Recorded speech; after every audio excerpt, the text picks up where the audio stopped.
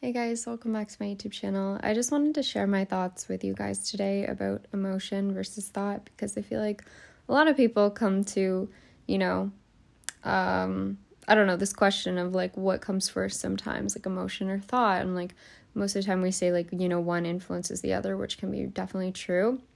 But in a lot of things that I've read about and just my own personal experience, I feel like emotion is the strongest influence of anything. Like emotion can clearly take over the mind in seconds, right? Like versus any thought. Singular thought doesn't have nearly as much power as emotion itself. And I want to explain why I think that is, because to me, the way that I see it is that emotion is, well, first off, as I say in all my videos, it's energy and motion. I see it like in a prism. When you shine light through it, it's like all the colors of the rainbow.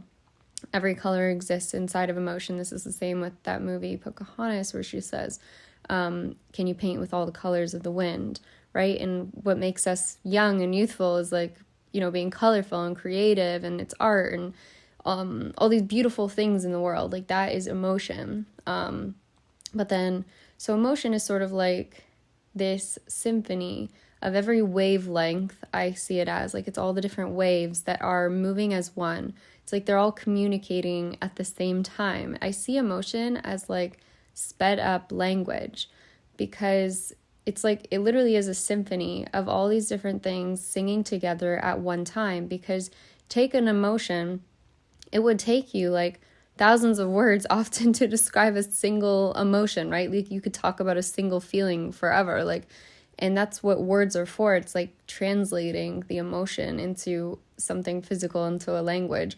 But when you're translating, you're really only taking one thread of that whole symphony out at a time. And so that's why it's almost like a solo performance. Like every time you're speaking, it's like a different part of you speaking, and you're translating just one thread. You're like pulling the thread of one thing, but it can never like encapsulate the full emotion, because the emotion is made up of so many different moving parts, and that's why it's so powerful. And it's the same thing I like to compare it to when people say like a picture is worth 1,000 words. It's the same idea. Like you could look at a photo and that photo means so much to you, and there's so much that went into that picture, right? But then like, you try to describe it in words and it's just not the same, right? Like sometimes you feel an emotion that's so powerful, or this knowing about your life that you're meant for more or something. And like, there's no way to put that into words. Like there's no way to fully describe the full feeling with words, because words break things down. They break it apart. I see words as, you can even see it when you write words. It's a broken language. It's got spaces between it. Like you're breaking something off into chunks to make it smaller. You're breaking it apart, and it kind of loses its like fluidity. And when it's in the body, it's like everything is connected and it's moving as one. And it's sort of like shape-shifting. Like I see it as like wholeness. Like when everything's inside you, it's kind of like it's this ocean that flows and moves and can like shape and reshape. I also think of it as like Finding Nemo movie, when all the fish just like can like shape into something really quickly, and then they can change shape and form into something else. Like that's like you inside yourself. Like your whole self, your whole being can shapeshift and form into something when all parts of you are working together in this symphony. But then words can sort of start to scatter you and separate you. And this is why sometimes we feel scatterbrained, or we feel all over the place, or we feel like we're overwhelmed, because it's like all these little parts of ourselves are sort of just like floating around like pieces.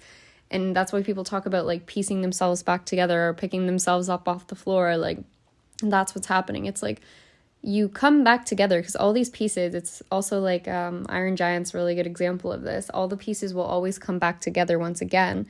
But if we continue to speak words and try to figure things out and fix things, and we're constantly in the mind, it's like it doesn't give our body time to reconnect all the broken pieces.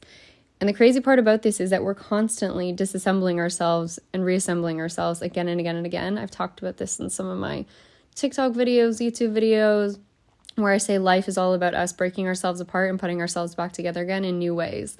That's what we're doing over and over. We chase pieces of ourselves, really. Like we put a piece of ourselves out in front of us, we chase it until we reconnect with it. And the feeling too is often like the disconnection we feel, and then the reconnection that we feel, right? And then we feel like we've accomplished something. But I just always found this concept really interesting, because Of course, Luca is here as usual, has to make his usual appearance in the video. But it reminds me of the movie Lucy. Again, I always use examples from movies, as you can tell. If you've seen the scene where she is saying like we form and reform, and she's like basically just shaping this blob in front of her into other things. And that's what we do. We're always the same thing. It's like we're the same material that's just being shaped again and again and again into different things. And when we're whole, it's much easier to shape into something new. Like the whole self can shape into something new much easier than if we're very separated and like broken off into many pieces from ourselves. This is when you're like very spread thin sort of, versus like when you give your body time and space to come back together. And really what this is, like the coming back together phase, is really just space. Like it's when you're in stillness, when you're calm, when you're sleeping. Any of those are like the times when you start to come back together again. All the pieces start to reconnect. This is why oftentimes people think that, you have to try so hard in life. But the harder you try, the more you kind of seem to separate yourself. But then the moment you give up, you let go, you stop trying for a minute, or you focus on something else, all of a sudden it seems like everything starts to work out. And that's because you gave yourself time for the things to come back together again. Because every time that you're manifesting something new in your life, you're always whole, you're always everything. But essentially you're just rearranging the picture. You're just changing around some pieces in the puzzle to form into something new. All the pieces are already there, but you're just creating a different picture every time from the same materials, if that makes sense.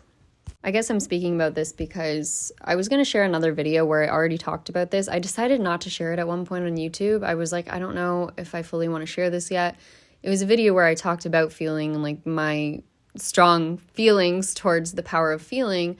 Maybe I'll share that video too. If you guys want it, let me know. I'll share it. I talk about a lot of the same things in that video, but essentially my whole concept was that a lot of people who are successful in this world, they talk down on feeling. They talk about feelings if it's this horrible thing that gets in your way, and just stick to the plan, ignore your feelings are bad, like blah, blah, blah. But we forget like that feeling is the thing that helps us, know what to go towards. It helps us set boundaries. Like feelings are essentially language that's being spoken to you. I think of it as like in a quantum way. It's language that is spoken so quickly that we know it before the words even come out. Like you can look at something and you already know what it is before the words come out. Look at anything around your room right now. You don't even have to say the word. You know what it is already, right? That's what I mean by this knowing or this feeling inside of you. It's faster than words, faster than language. Language is the slower thing. I used to think that language was like the lightning and then feeling was the thunder. And I used to talk about this in my old videos. But nowadays I think of feeling as the lightning. It's like the first glimpse of something. So if you have a feeling about something, this is when we talk about intuition. If you have a feeling about something, or you feel like something's going to happen, or you have this weird knowing in yourself that you're meant for more, trust in that, because that is the initial, your brain thinking at a much deeper level than the conscious level, right? Like you're just starting to become conscious of something. It's coming into your awareness. That's like it's at the edge of awareness. Think of it like that. And then that wave is going to rise and it's going to move faster, and eventually it's going to come up to the brain, and then the brain is going to process it and speak it out into words. So your feeling actually often tends to come first. It's like the very first sign of something new or something that you're recognizing before the mind even is able to comprehend it, because the mind is slower actually. And I talk about the importance of this because often we think of words as the most powerful thing. We think of language as so powerful. We think of the masculine part of ourselves as the most powerful part. Think of the outside world. Everything in our entire world is based on thought. It's based on thinking and the brain. We idolize this brain and we think it's like the leader of us, but truly the real leader is the one that's hidden underground. It's the one that's in the dark inside of us. That is the one actually leading us. That is the subconscious mind. 95% of everything that we do on a daily basis is run by the subconscious mind. And yet, for some reason, we put all this emphasis on the 5%. All the entire world is based around the 5% instead of the 95%. And so I strongly think that in the future, things will be different, and we'll start to recognize the importance of feeling over just thought, and start to see how feeling is like the real leader of everything. As some people have talked about, it's like your state can affect the words that come out of you, because really the mind is just a translation tool for feeling. It's just translating what your body has already noted. Like, your body's already aware of things. Like, it already knows things. And then your mind's just like echoing that. It's just saying it again, right? Like, most of the time we clarify things to ourselves because we're scared. Like, it's out of fear. We'll repeat things or we'll over-explain ourselves, like I'm probably doing in this video, because we want to make sure we're heard and understood. But I mean, we even do this with ourselves when we're like, well, I don't know if my higher self heard me enough. Your higher self is you, right? Like, your higher self already knows what you want before you ever even said it, before you ever even put it into words, before you ever even affirmed for it. Your higher self already knows what you want. It didn't forget because you didn't forget. So if you're ever worried, if your desires are heard or anything like that, just remember that it's you. You know you more than anyone, and faster than anyone ever could, faster than words could ever explain it. You know yourself. And this was when you start to become more aligned with yourself, when you realize that, like, everything is you, as in it's moving as one with you. The way that you move your hand right now, or you move your arm right now, like, you didn't have to think to do that, right? Like, you could just do it. It just happens in sync, right? And so that's kind of the way that you really can be with, like, the rest of the world as well, when you're, like, very in alignment, is that the rest of the world sort of moves and coordinates around you at the same time as you're moving. Like, it's just the same as when you move your hand.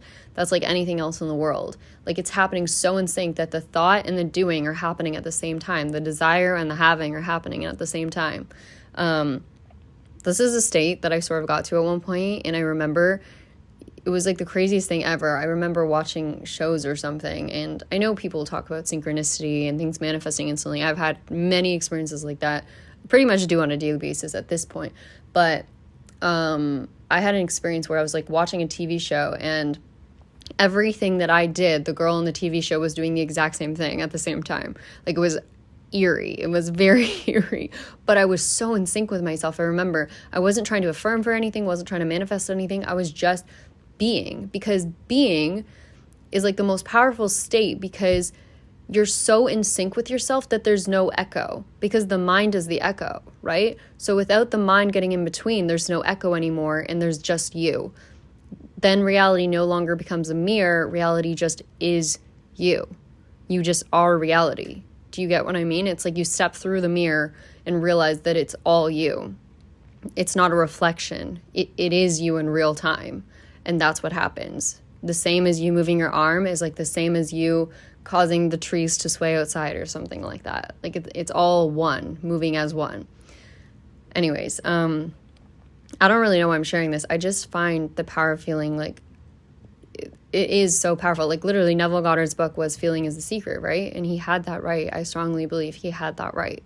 But maybe I have a different view of how feeling is used, right? Like, I see feeling as just like allowing life to be in motion, because it's like allowing yourself to be fluid and liquid more than being solid. Because when you think thoughts, like when you speak thoughts out loud, it's almost like putting things into like a structure, to like a solid form.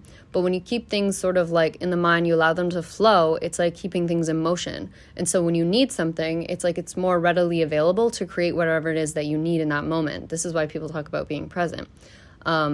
It's same with like money and liquidity. It's like having more access to things like immediately, basically. Like, you have more access to energy immediately, versus like if all of your energy is being caught up in these thoughts, it's almost like being caught up in a net.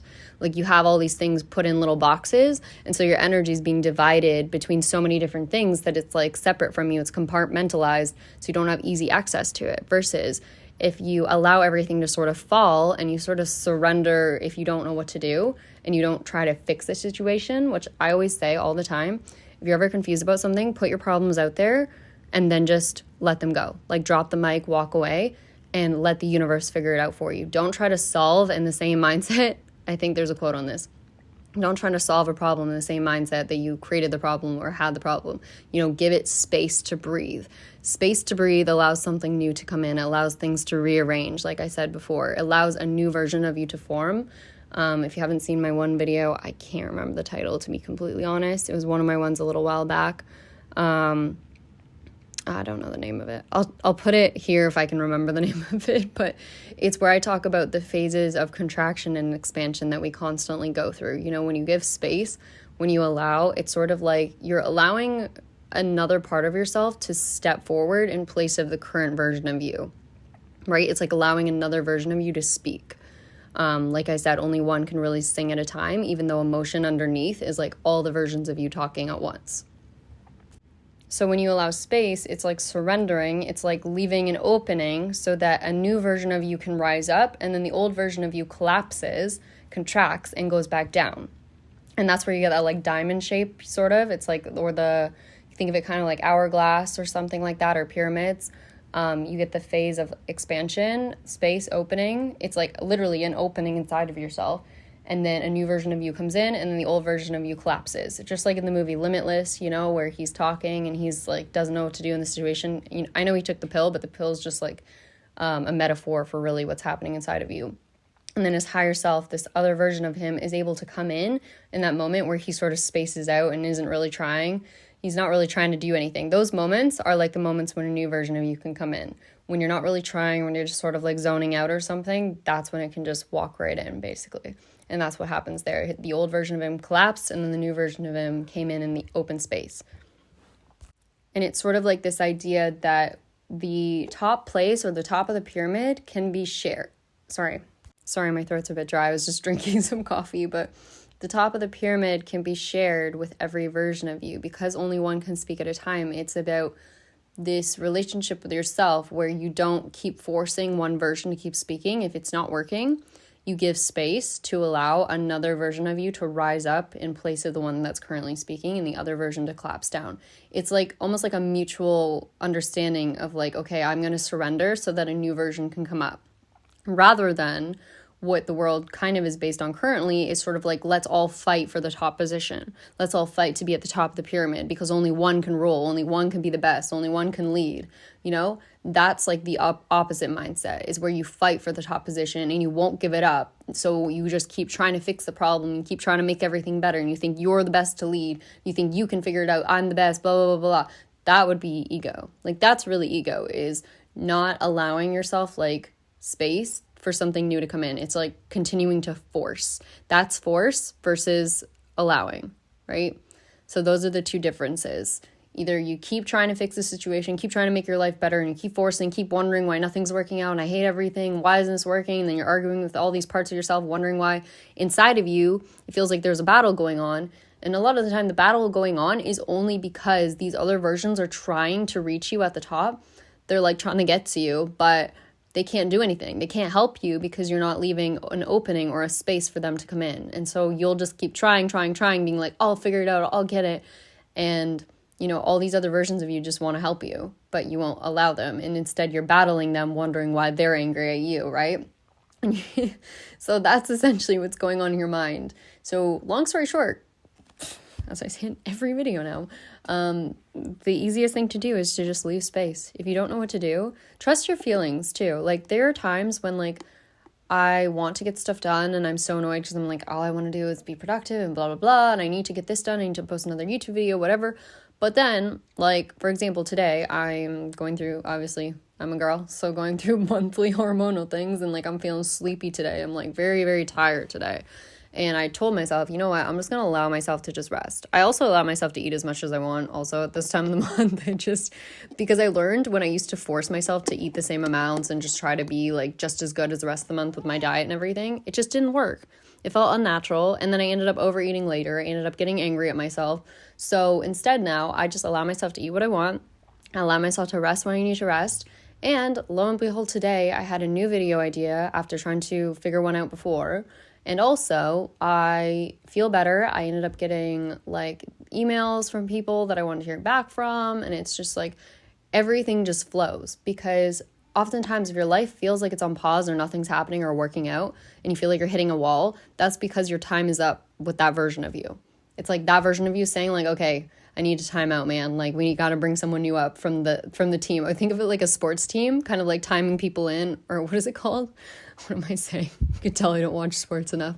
Like you bring someone new in or you tag someone in. It's kind of like that. Like you're passing the baton to someone else because you're saying, all right, this is as far as I'm going to take it right now. Somebody else can take the position. It's kind of like also like, okay, your shift is over. It's like a nursing shift or something. You got to go take your rest. And then the next person comes up in the meantime, right?